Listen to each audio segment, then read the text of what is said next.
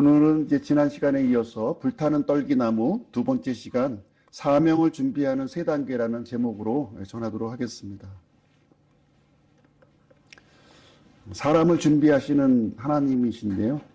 지난 시간에 하나님께서 이제 모세를 만나시는 장면을 우리가 함께 살펴보았습니다. 불타는 떨기나무 속에 하나님이 임재하셔서 계속해서 이렇게 불타고 있는 그 모습 보여주셨는데요. 떨기나무와 같은 모세를 찾아오셔서 하나님께서 임재하시고 사라져버릴 그런 운명에 처해져 있는 이 모세와 함께 하셔서 그 인생을 빛나게 하시고 하나님께 영광을 돌리는 복된 삶으로 이렇게 이끌어 주시는 이야기를 우리가 함께 지금 살펴보고 있습니다. 하나님께서는 이 모세에게요 사명을 주시는데 어떤 사명을 주시냐면 출애굽기 3장 10절에 기록이 되어 있습니다. 내가 내 백성 곧 이스라엘 자손을 이집트에서 데리고 나오리라. 모세가 이 하나님의 이 명령을 받았을 때 심정이 어땠을까요? 아마 이집트 노예에 있던 자기 백성을 한 100명 정도 이렇게 데리고 나온다면 할 수 있겠다 이렇게 생각을 했을 수 있겠어요. 근데 지금 이스라엘 백성이 몇 명인가요? 200만 명입니다. 200만 명이 되는 큰 무리를 지금 이집트는 세계 최강국이에요. 당시의 노예는 국가의 재산과 같은 거죠. 그런데 그 엄청난 그 인구를 데리고 이집트에서 데리고 나오라고 하는 이 명령은 도대체 상식적으로 납득이 되지도 않고 불가능한 명령이었죠. 불가능합니다. 몇 명 데리고 나오는 거야 얼마 가능하죠. 근데 200만 명을 그것도 어린아이부터 시작해서 나이 드신 분까지 모두 데리고 나온다고 하는 것은 사실 하나님의 명령이긴 하지만 사실상 인간의 힘으로는 감당할 수 없는 그런 불가능한 그런 명령이었고 아마 모세는 이 명령을 받는 순간 혼란에 빠졌을 거예요. 어떡하지? 그래서 오늘 4장의 내용을 살펴보시게 되면 사명을 받은 모세가 머뭇거리는 장면이 이제 여기 등장하고 있어요. 이 하나님의 이 명령에 대해서 5번에 걸쳐서 지금 거부하는 그 장면이 오늘 이제 연출이 되고 있습니다. 그들이 나를 믿지 않으면 어떻게 합니까? 나는 잘 말을 못합니다. 나를 보내지 마시고 다른 사람을 좀 보내시면 안 되겠습니까? 하는 고백을 하게 됩니다. 왜냐하면 스스로 힘으로는 감당할 수 없는 엄청난 큰 명령이었던 거예요. 그래서 하나님께서는요, 이 위대한 일을 시작하시기에 앞서서 먼저 사람을 준비하시는 일을 하시게 되는 거죠. 그래서 하나님은 자신의 일을 하는 데 있어서 강압적으로 하지 않으세요. 강압적으로. 억지로 밀어붙이지 않으신다는 거예요. 그래서 오늘 이제 이 4장의 내용을 보시면 하나님께서 모세를 설득하시고 또 질문하시고 또 보여주시고 기다리는 장면이 여기에 나옵니다. 우리가 하나님을 믿는 것도 마찬가지예요. 무조건 믿으라는 게 아니에요. 무조건. 충분히 우리에게 설득해 주시고 또 질문도 해 주시고 응답도 해 주시고 보여주신다는 거예요. 자원해서 믿기를 원하는 겁니다. 자원해서. 억지로 믿는 것은 오래가지 못합니다. 잠깐 믿을 수는 있겠죠. 잠깐은 말을 듣는 척 할 수 있을 겁니다. 그러나 자발적으로 이렇게 우리가 응답해서 믿을 때에는 그 믿음은 진심인 것이고 오래도록 지속이 되는 것입니다. 그래서 출애굽기 4장은요. 기적의 장이 아니라 사람을 빚어가는 그런 장이 이제 되겠습니다. 하나님은 모세가 들고 있던 이 막대기, 그리고 모세의 손, 모세의 입을 통해서 사명의 사람으로 지금 이제 세우는 장면이 사정에서 열려지고 있습니다. 그래서 오늘은 사명을 준비하는 세 단계인데요.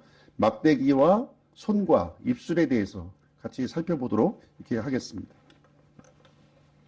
첫 번째는 모세의 막대기인데요. 막대기. 양을 치려면 당연히 막대기가 있어야겠죠? 예. 모세가 응답하여 이르되 그러나 보소서 그들이 나를 믿지 아니하며 내 음성에 귀를 기울이지 아니하리이다. 그들이 말하기를 주께서 내게 나타나지 아니하셨다 하리라 하매. 모세는 지금 이제 이집트에 가보나 마나, 가보나 마나 이제 뭔가 이제 뻔하다는 생각을 이제 가진 거예요. 내가 간다 한들 하나님 명령에 내가 순종해서 간다고 한들 백성들이 나를 믿지 않을 것이다. 내 말에 귀를 기울이지 않을 것이다. 주께서 어떻게 당신 앞에 나타났느냐 이렇게 반문할 것이다 하는 거예요. 모세는 거절당할 것에 대한 두려움과 열등감을 가지고 있었습니다. 지금 모세의 나이는 80세잖아요. 이름 없는 과거에는 화려한 왕자의 신분이었지만 그 당시에도 이스라엘 백성들이 모세를 지지하지 않았죠. 지금 그 아무것도 없는 이 초라한 이 나이든 이 목자의 말을 누가 귀를 기울여 주겠습니까? 이런 거절당할 것에 대한 두려움이 먼저 앞섰던 것입니다. 이때 하나님께서는요, 모세에게 질문을 하시는데 2절 말씀 보시게 되면 내 손에 있는 것이 무엇이냐 이렇게 묻는 거예요. 사실 모세에게는 지금 이 막대기 가장 소중한 모세에게 가장 소중한 막대기가 있었던 겁니다. 막대기. 당연히 막대기를 들고 있습니다. 이렇게 응답을 했습니다. 하나님께서는 모세가 들고 있던 이 막대기에 주목을 하신 거예요. 막대기. 우리 킹제임스 성경에는 막대기로 번역이 되어 있고요. 전에 우리가 사용하던 이제 개역 성경에는 지팡이로 이제 되어 있습니다. 지팡이. 근데 히브리어로 보시면 마태고요. 영어로는 이제 로드로 이렇게 되어 있습니다. 히브리어 이 마태라고 하는 단어는 막대기로 번역할 수도 있고 지팡이로 번역할 수도 있고 또 나무의 가지로 번역할 수도 있고 지파로도 번역할 수 있어요. 다양하게 번역이 가능합니다. 막대기로 번역할 수도 있고 지팡이로 이제 번역할 수도 있는 부분이에요.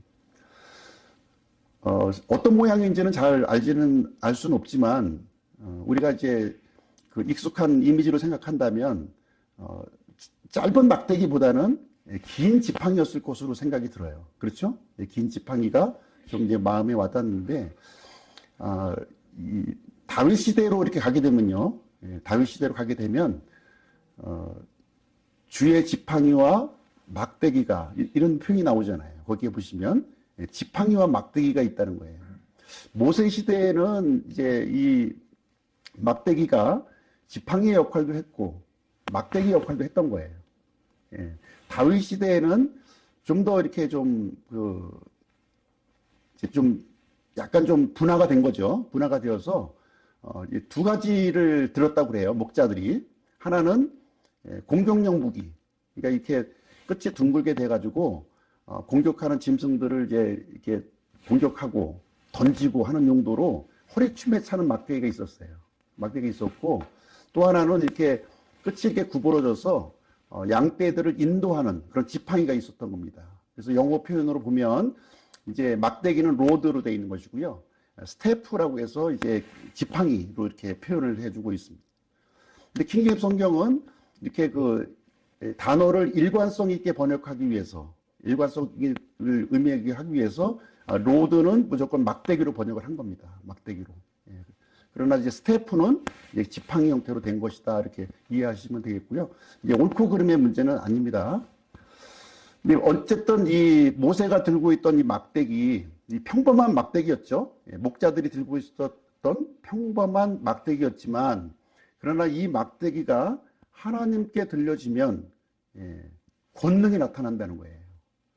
그러니까 보잘것없는 떨기나무에 하나님이 임재하셨을 때 계속해서 불타는 하나님의 그 빛이 드러나는 그 도구가 된 것처럼 마찬가지죠.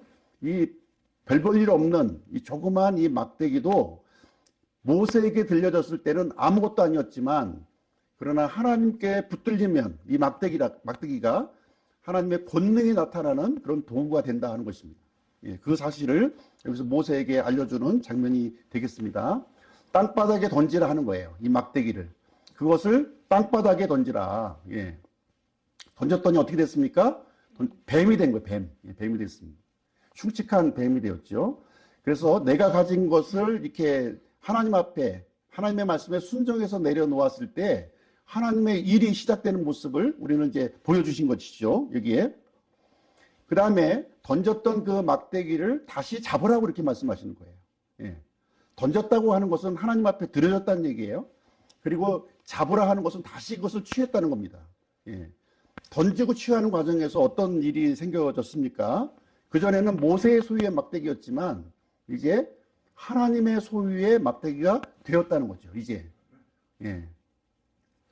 던지고 다시 잡는 과정을 통해서 이 소유권이 모세에게서 하나님께로 넘어갔다 하는 것을 여기서 말씀해 주고 있는 것입니다. 그래서 우리는 이 나의 막대기가 있을 거예요. 모세가 들고 있는 것처럼 이렇게 평범한 막대기들이 있을 것입니다. 그것이 직업일 수도 있고 경험일 수도 있고 재능일 수도 있고 재물일 수도 있고 가족일 수도 있습니다. 그러나 그 들고 있는 것들을요, 하나님 앞에 이렇게 드려졌을 때 하나님의 소유가 되는 것이고요. 출애굽과 같은 이렇게 큰 사역의 통로가 될 수 있다는 겁니다.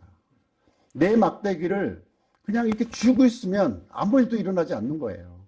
하나님의 음성에서 이렇게 드려졌을 때 하나님께서는 그것을 가지고 이렇게 하나님의 일에 사용하신다고 하는 것입니다. 그래서 내 것을 내어놓는 것은 믿음이 필요한 거예요. 믿음이 필요한 겁니다. 하나님의 손에 붙잡혀진 이 막대기는요, 하나님의 권능이 나타나는 그런 도구가 된 것입니다. 막대기가 뱀으로 변했고요, 뱀이 다시 막대기로 변화가 이루어졌습니다. 그래서 모세가 들려준 이 막대기는요, 하나님의 임재를 나타내는 강력한 표적이 되었다는 거예요. 이 막대기의 권능을 나타내는 것을 볼 때 하나님께서 모세와 함께 하시는구나 하는 것을 보여주는 중요한 표적이 되었다고 하는 것입니다. 그래서 하나님께서는 이렇게 막대기 신앙을 우리가 좀 갖기를 원하는 거예요. 막대기 신앙. 막대기와 같은 보잘것없는 나 자신도 하나님께 드려질 때 기적의 도구가 될 수 있다고 하는 사실입니다. 그래서 이제 이어지는 말씀을 보면은요, 하나님은 내가 갖고 있는 소유물을 이렇게 다루셔요. 먼저 뺏어가는 거 아닙니다. 더 강하게 하고 더 위대하게 쓰시려고 하는 거예요. 그 다음에 존재를 다루신다는 존재. 그 모습을 보겠습니다. 두 번째는 모세의 손이에요. 모세의 손을 통해서 모세의 존재를 다시 회복시켜 주시는 그런 일을 하게 됩니다. 6절 말씀 보실게요. 또 주께서 그에게 이르시되 이제 내 손을 내 품에 넣으라 하시매 그가 자기 손을 자기 품에 넣었다가 꺼내니 보라 그의 손에 눈같이 나병이 생기니라. 하나님의 음성에 순종해서 손을 품에 넣었더니 보니까 손이 나병이 걸렸다는 거예요. 나병. 사실 모세의 손은 그 과거의 트라우마가 있었습니다. 이 모세의 손 때문에 지금 이집트 왕제의 신분이 박탈되고요. 광야에서 쫓겨나서 40년 동안 일 없는 목자가 된 거 아닙니까? 그 손 때문에. 모세의 그 부정한 손, 사람을 죽인 살인자의 그 손을 하나님께서 보여주신 거예요. 나병에 걸린 모습으로 그 부정한 모습을 보여주신 것입니다. 나병이라고 하는 것은 부정함을 상징하고 있어요. 성경에서 공동체로부터 이렇게 격리가 되고요. 서서히 진행되는 죽음의 표징인 것입니다. 그래서 지금 하나님께서 모세에게 알려주시는 건 뭐냐? 인간 스스로의 손으로는 생명을 만들 수가 없다는 거예요. 예. 파괴적일 수밖에 없다. 이렇게 상처를 주고 모든 것을 망가뜨릴 수밖에 없다는 것을 말해주고 있습니다. 그래서 모세의 이 과거의 손은요, 과거의 손은 사람을 죽인 손이었어요. 이 사람을 죽인 손을 가지고 어떻게 거룩한 하나님의 사명을 수행할 수 있겠습니까? 사명할 수 없다는 거예요. 그래서 이 나병에 걸린 이 손을 하나님께서는 깨끗하게 치유해 주시는 거예요. 깨끗하게 치유해 주십니다. 생명의 도구가 될 수 있도록 해주시는 겁니다. 여기서 회복의 주체가 바로 하나님이시라고 하는 사실을 알려주고 있는 거예요. 하나님. 모세는 아무리 자기 스스로 이렇게 노력하고 애쓴다 할지라도 이 부정한 손을 조금 더 깨끗하게 할 수 없어요. 오직 하나님만이 그 손을 회복시켜 주시고 정결케 하시고 하나님의 사명을 부여해 주실 수 있다는 것을 여기서 말해주고 있습니다. 그래서 하나님께서는 내 손을 다시 내 품에 넣어라 이렇게 말씀하시는 거예요. 그랬더니 이제 이 그 더러운 손이 정결한 손으로 변화되는 일이 일어나게 되었습니다. 그래서 회복이라고 하는 것은 인간의 노력을 통해서 이루어지는 것이 아니라 하나님의 말씀에 순종으로부터 시작된다는 것을 여기서 알려주시고 있는 것입니다. 모세는 언제 정결하게 되었습니까? 모세가 정결하게 된 그 시점을 좀 거슬러 올라가게 되면 이 불타는 떨기나무 거기에서 하나님께서 이렇게 말씀하시죠. 여기로 가까이 오지 말라. 네가 서 있는 곳은 거룩한 땅이니 네 발에서 신을 벗으라 이렇게 얘기하고 있습니다. 모세가 신발을 벗고 하나님의 임재 속으로 들어갔을 때 그때 정결함을 입은 거예요. 하나님의 거룩함을 입은 겁니다. 신발을 벗었다는 얘기는 무슨 얘기입니까? 하나님을 주인으로 받아들였다는 거지. 자신이 종이 되었다고 하는 무슨 명령이든 내가 순종하겠다고 하는 의미를 가지고 있습니다. 그때 정결함을 입었던 거예요. 그것을 지금 하나님께서는 손을 나병에 걸렸다가 다시 회복하게 하시는 그 과정을 통해서 정결하게 되었음을 여기서 알려주고 있는 것입니다. 구원받은 우리 그리스도인의 모습을 고린도후서 4장 7절에서는 이렇게 묘사하고 있어요. 그러나 우리가 이 보배를 질그릇 안에 가지고 있나니 이것은 뛰어난 권능이 하나님에게서 나고 우리에게서 나지 않게 하려 함이라. 우리 겉모습은 질그릇과 같은 거예요. 우리 안에 있는 이 보배가 우리를 의미 있게 하고 가치 있게 하는 거 아니겠습니까? 그래서 우리 겉모습이 깨어질 때 우리 겉모습이 깨어져야 이 보배가 흘러나오는 거예요. 흘러나오는 겁니다. 그래서 하나님은 사람의 약함 속에서 능력을 나타내시고요. 이제 하나님은 모세의 존재를 넘어서 그의 입술을 이제 다루고 있습니다. 세 번째, 모세의 입술에 대해서 한번 보겠습니다. 모세의 입술은 모세의 한계점을 보여주고 있어요. 한계점.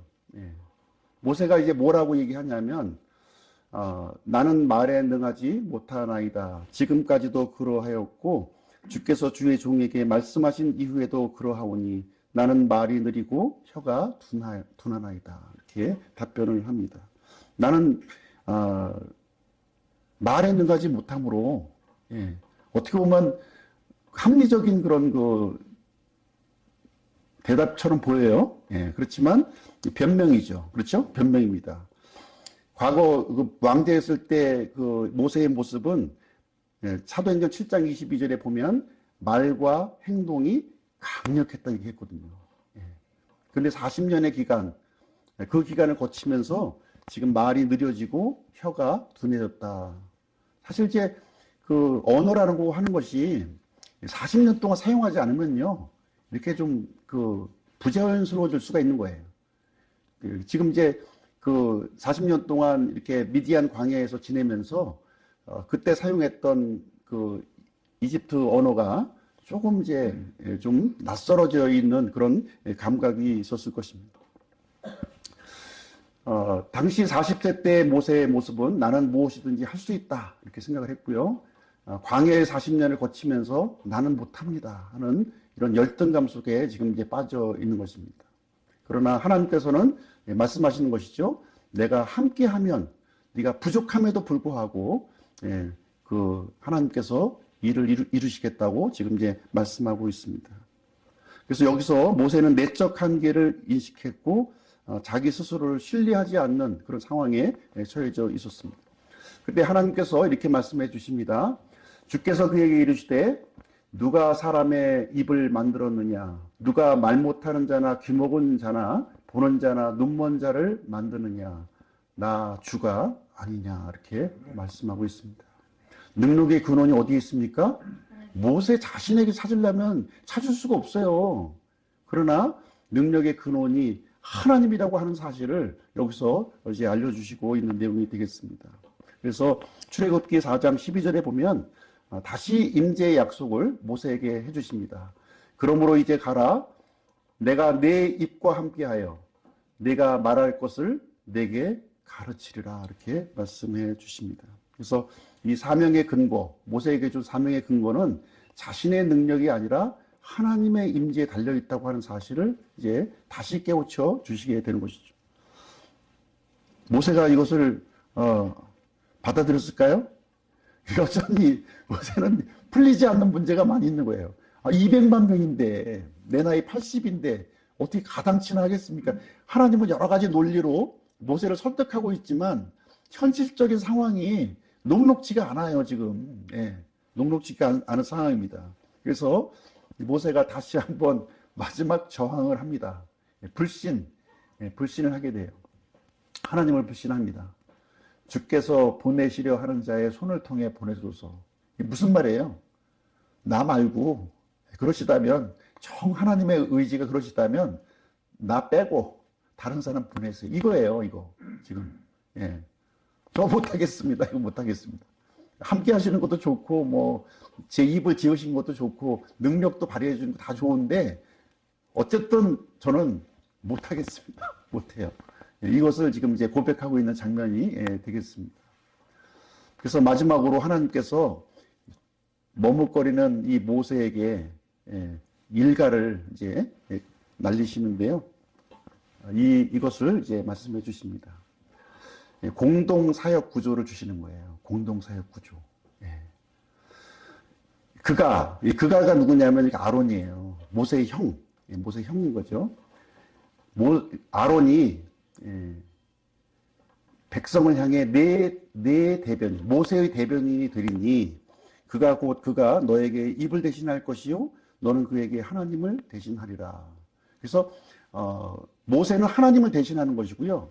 아론은 모세를 대신하도록 이렇게 직접 나서기가 곤란하면 네 형, 말 잘하는 네 형을 대변인으로 세워주겠다. 지금 이제 그 하나님께서 하시는 장면이 되겠습니다. 그래서 하나님은 이렇게 완벽한 사람을 쓰시는 것이 아니라 부족한 가운데서도 임재하시면서 사용하시는 것을 이제 알려주고 있는 거죠. 저도 마찬가지 아닙니까? 지금 저의 부족함을 누가 채워주고 있어요? 우리 성도님들이 채워주시고 있는 거예요. 우리 조자매님이 채워주시고, 우리 조은경 형제님 부부가 채워주시고, 또 여기에 계신 모든 분들이 저의 부족함을 채워주고, 이렇게 해서 함께 하나님의 이 공동 사역을 진행하는 겁니다. 혼자 힘으로 모든 것을 감당하려면 힘들어요. 힘듭니다. 못하는 거 힘든 게 아니라 못해.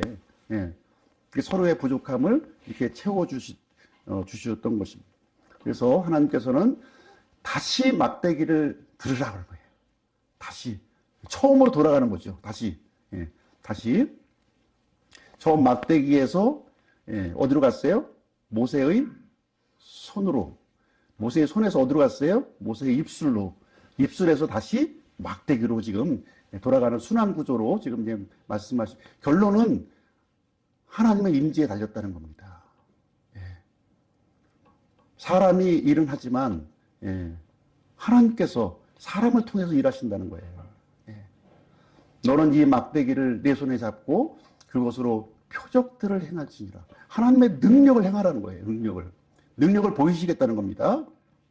그래서 하나님은 완성된 사람을 보내지 않으시고요. 이렇게 함께 하시면서 완성해가는 그런 모습을 우리에게 가르쳐주고 있는 것이고, 아마 모세는 이 말을 듣는 순간 눈이 번쩍 떠지면서 그러면 할 수 있겠다. 예.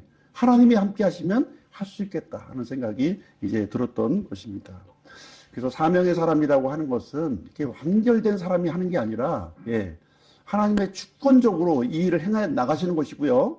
예, 거기에 약함과 부족함이 이렇게 채워지고 보강되어지면서 나아가는 것이다 하는 것을 우리에게 알려주고 있습니다.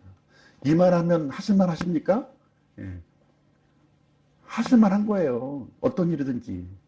예. 하나님께서 어떤 일을 나에게 주시든지 그것이 큰 일이든지 작은 일이든지 할 수 있다는 겁니다.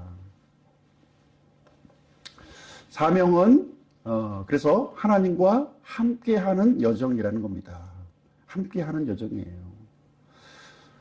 고린도후서 12장 9절 그분께서 내게 이르시되 내 은혜가 내게 족하도다. 나의 강한 능력은 약한 데서 완전하게 되느니라. 내가 약해질수록 하나님이 강해지는 겁니다. 내가 강해질수록 하나님이 약해지는 거예요. 이런 영적인 원리를 이해해야만 되는 것이죠. 사도 바울도 육체의 가시를 제거해달라고 하나님께 기도했잖아요. 근데 하나님이 응답해 주지 않은 거예요. 여전히 그 육체의 가시로 인해서 연약함을 통해서 자신을 의지하지 않고 하나님을 의지하도록 한 거예요. 그래서 하나님의 능력이 바울을 통해서 드러나게 이렇게 하신 것입니다. 그래서 부족함이라고 하는 것은 나는 부족해요 이렇게 하지 마시고, 이건 사역의 장애물이 아닙니다. 그 부족함은 하나님의 능력이 이렇게 드러나는 공간으로 사용되어진다고 하는 사실입니다. 자, 오늘은 그 세 단계의 흐름에 대해서 같이 함께 살펴보았습니다. 막대기는 내가 붙들고 있는 거예요. 내가 붙들고 있는 것 내려놓으셔야 돼요. 내려놓으셔야 돼요. 하나님께 드려져야 됩니다. 그래서 하나님의 그 소유물로 이렇게 쓰임을 받도록 하는 것입니다. 그리고 이 손은 나의 부정함을 얘기해주고 있어요. 부정함, 악함. 그래서 내가 가진 본성 이런 것은 무너뜨리셔야 돼요. 정결함을 받아야 되는 것입니다. 그리고 입술은 내가 두려워하는 그런 약점이 됩니다. 약점을 감추려고 할 필요가 없어요. 약점이 있는 대로 그대로 드러내시고요. 나의 약점을 보완할 분을 그런 동역자를 함께 하시면 되는 겁니다. 그래서 하나님은 외적 소유를 다루시고 내적 존재를 드러내시고 사명의 두려움을 깨트려 주셔서 각자에게 부여된 부르심을 받은 모든 일들을 감당할 수 있도록 이렇게 해주신다는 거예요. 모세와 같이 이 출애굽이라고 하는 거창한 것은 아닐지라도 하나님께서 나에게 맡겨주신 그런 소중한 사명들을 감당할 수 있도록 해주신다는 것이 되겠습니다. 자, 적용에 대해서 좀 보겠습니다. 하나님께서는 지금도 같은 방식으로 사람을 준비하신다는 거예요. 모세만 준비하셨던 것이 아니라 이런 방식으로 계속해서 사람들을 준비하고 계시다고 하는 사실입니다. 먼저 막대기를 내려놓는 결단이 필요해요. 계속 붙들고 있으면 집착하고 있으면 안 됩니다. 내려놓으십시오. 하나님께서는 이 내려놓음을 통해서 더 풍성한 것을 우리에게 허락을 해 주실 것입니다. 내가 내려놓지 못하는 것이 뭐가 있는가 한 것들을 한번 생각을 해봤으면 좋겠습니다. 두 번째는 손입니다. 손. 숨기지 마세요. 숨기지 말라는 겁니다. 하나님은 우리의 그 약점을 드러내시고 회복시켜 주시는 분이라는 겁니다. 내가 무엇을 이렇게 가려져 있으면 치유가 안 돼요. 드러내셔야 됩니다. 드러내야 치유가 일어나게 되는. 의사 선생님 앞에 가서 내가 이 환부를 드러내야 그다음 치유가 시작되는 겁니다. 마찬가지예요. 세 번째는 입술이죠. 한 걸음을 이렇게 앞으로 내디디라고 하는 것입니다. 모든 것이 완벽하게 준비된 후에 하는 게 아니에요. 하나님의 말씀에 순종할 때 그 사명이 이제 움직이게 되는 것입니다.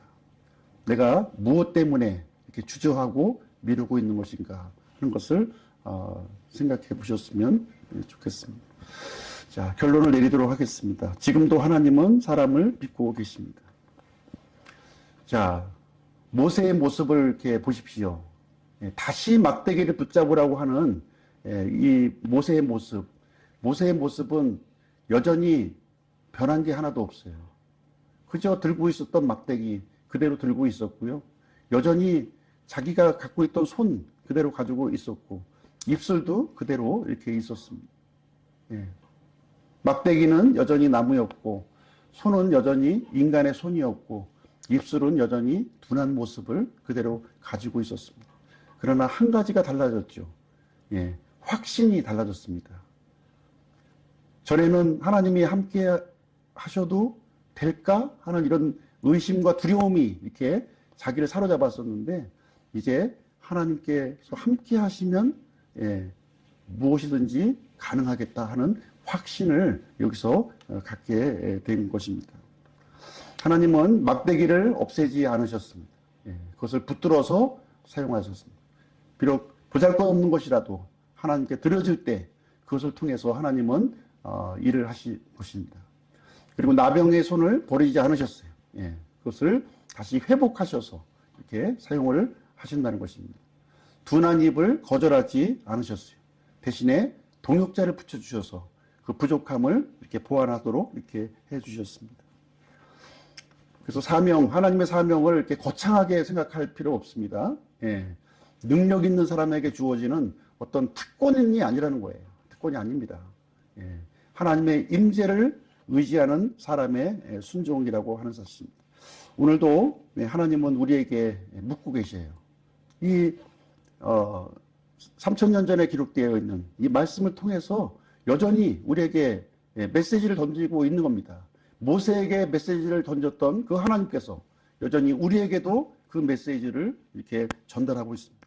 내 손에 있는 것이 무엇이냐 하는 거예요.